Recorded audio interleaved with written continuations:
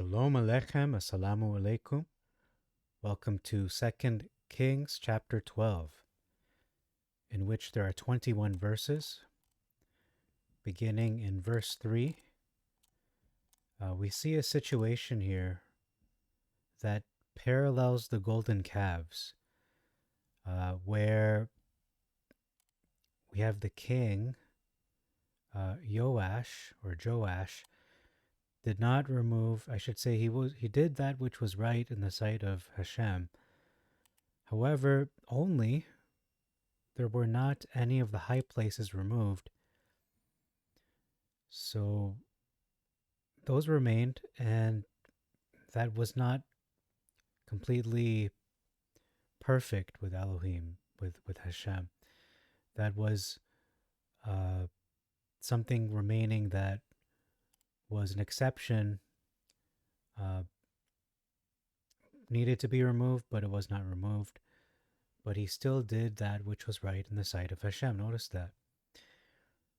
So, similar to the golden calves, we have the high places being a trace of the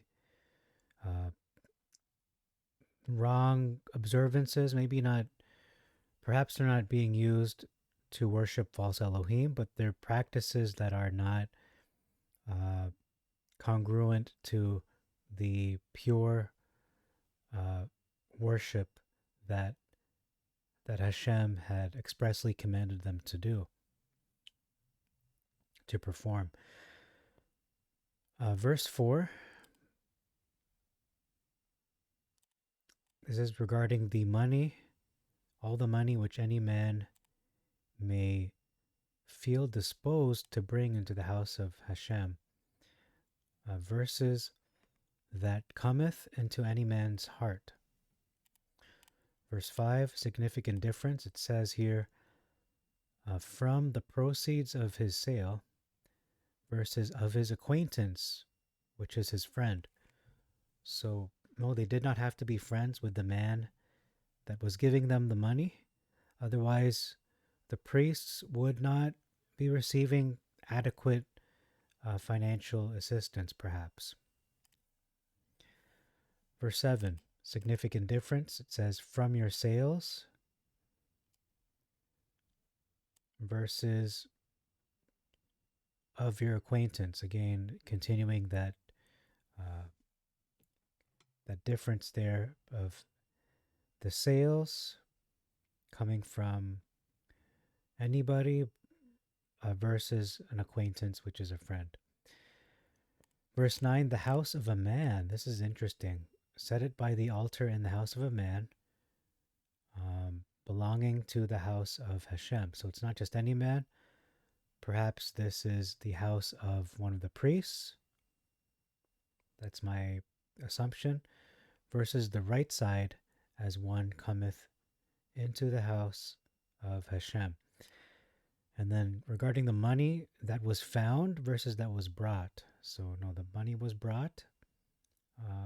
Perhaps they found some as well, but it makes more sense that the money was brought in, but I could be wrong. Verse 10, tied up, relating to the money, tied up the money and counted the money, versus put up in bags and told the money, which is another way to say counted the money. Verse 11, gave it out versus laid it out. Verse 12, all that was spent versus all that was laid out.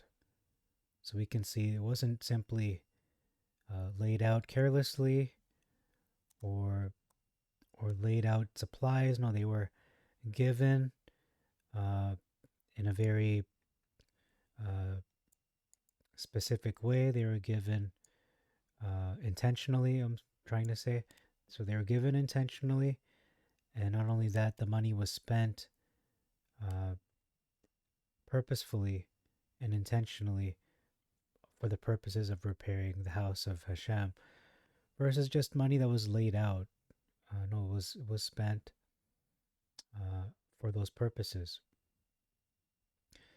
Verse 13, we see plates and studs versus snuffers and basins. And the footnote for plates actually reads doors, interestingly. Verse 14, they were to give it to the workmen. I believe this is talking about the money, continuing on with that trend, following that subject of the money. Verses gave it to, so they gave it to. Okay, what's the difference there? They gave it out. Okay, I'm on verse 12, 14. They were to give it to the workmen. Versus, but they gave it to the workmen. So one is expressly commanded to give it to the workmen, versus they gave it. They just gave it by default or by accident. No, it was purposeful again. It was instructed. It was part of the expectation. Was for this to be given, the money to be given to the workmen. Verse 17. Fought against Gath.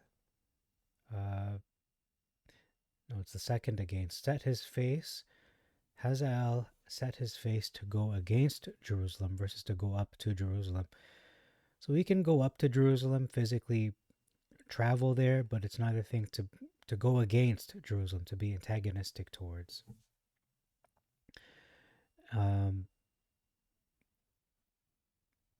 Verse 18, consecrated versus dedicated, very close in meaning. But then we see Hazael, he came up against Jerusalem. Now he's going up from Jerusalem, so he's leaving. It's a little more clear in the Masoretic, to be honest. He went away from, then just go up from. He's coming down from. I guess it'd be clearer if he was coming down from, departing from Jerusalem.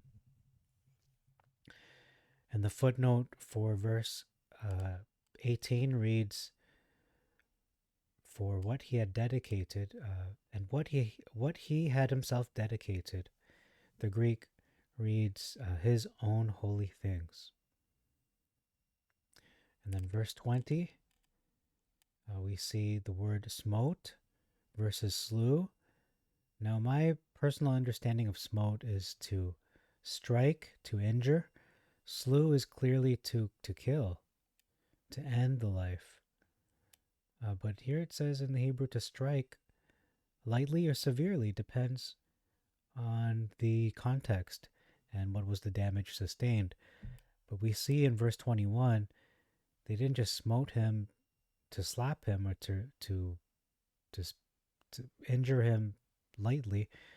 They smote him for the purpose of ending his life. And so, yes, he did die. Sadly, Joash died. Not too much written about him besides this small section here in chapters 12 and 11 for Joash, so far anyway. And that's all for this chapter. So till next time, I bid you Shalom Aleichem, Assalamu Alaikum, Irini Mazisu, Pax Vobiscum, peace be unto you, and Maranatha.